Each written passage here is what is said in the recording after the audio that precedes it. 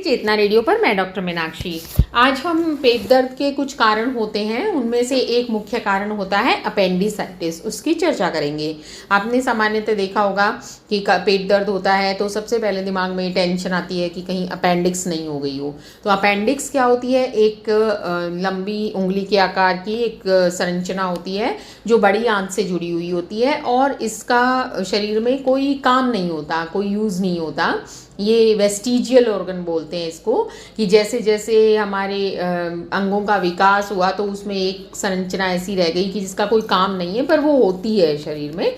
उसका कई बार इन्फेक्शन हो जाता है या इन्फ्लामेशन हो जाता है, जिसे कहते हैं सूजन आ जाती है, तो उसे कहते हैं अपेंडिसाइटिस। और ये किसी भी कारण से हो सकता है। इन्फेक्शन का बड़ी आंत से जुड़ा हुआ है तो कोई भी इन्फेक्शन का कारण इसमें सूजन ला देता है।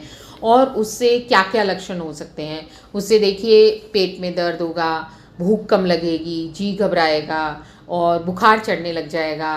फिर धीरे धीरे बुखार भी सर्दी लगती है, जैसे चिल्स के साथ फीवर आता है। और एक विशेष भाग होता है हमारी दाहिनी साइड में, जस्ट ये नाभि के नीचे। और वैसे अपेंडिक्स का दर्द जो है वो नाभि के चारों तरफ शुरू होता है। तो जब ये एक पर्टिकुलर एरिया, एक विशेष स्थान पर लगता है कि पेन हो रहा है, दर्द होता है, तो हमारे दिमाग में आना चाहिए कि ये अपेंडिसाइटिस का लक्षण होता है।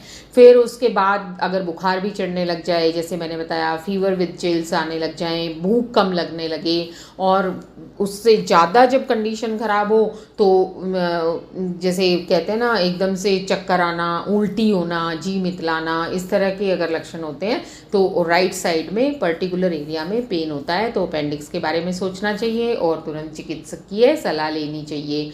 ये अपेंडिक्स का दर्द जो है, अगर वो डायग्नोज कर देते हैं, लेबोरेटरी टेस्ट जिसमें खून की जांच होती है, उसमें इन्फेक्शन का पता चलता है, WBC काउंट से पेशाब की जांच करवाते हैं डॉक्टर, और कई बार अच्छी सोनोग्राफी मशीन से भी इसका डायग्नोसिस होता है।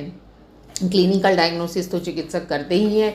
उसके बाद अगर अपेंडिक्स निकलती है तो दो तरह का मैनेजमेंट होता है इसका। मेडिकल मैनेजमेंट होता है, अगर हल्का इन्फ्लामेशन है तो दवाइयों से, एंटीबायोटिक दवाइयाँ दी जाती हैं। हल्का खाना कहा जाता है, जैसे लिक्विड टाइप की डाइट या सेमी सॉलिड, दलिया, खिचड़ी, और ये कुछ ही दिनों में मैनेज हो जाती है।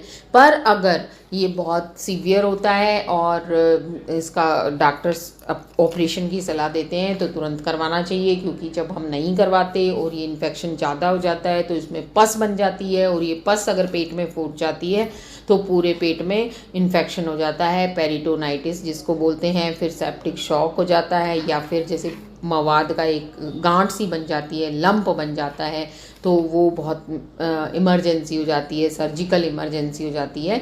तो इसलिए इसे अगर मेडिकल मैनेजमेंट से, दवाइयों से नहीं ठीक होती है और चिकित्सक ऑपरेशन की सलाह देते हैं तो तुरंत ऑपरेशन करवा लेना चाहिए। ऑपरेशन कोई बहुत लंबा चौड़ा नहीं होता अपेंडिक्स का। पहले ओपन करते हैं, दो तरह का होता है, तो भी बहुत छोटा सा, उसमें 2 या 3 स्टिच जितना चीरा आता है और वो अपेंडिक्स निकाल दी जाती है। और आजकल तो लैप्रोस्कोपी का ट्रेंड है, दूरबीन के द्वारा ऑपरेशन का ट्रेंड है, उसमें तो बहुत कम समय में पेशेंट हॉस्पिटल से डिस्चार्ज हो जाता है, एक दिन में, कोई ऐसी दिक्कत नहीं होती, और आप आसानी से ये ऑपरेशन करवा सकते हैं। और ये किसी भी एज में और किसी भी महिला में, पुरुष में, किसी में भी हो सकती है। तो इसलिए चिकित्सक अगर सलाह देते हैं ऑपरेशन की तो करवा लेना चाहिए।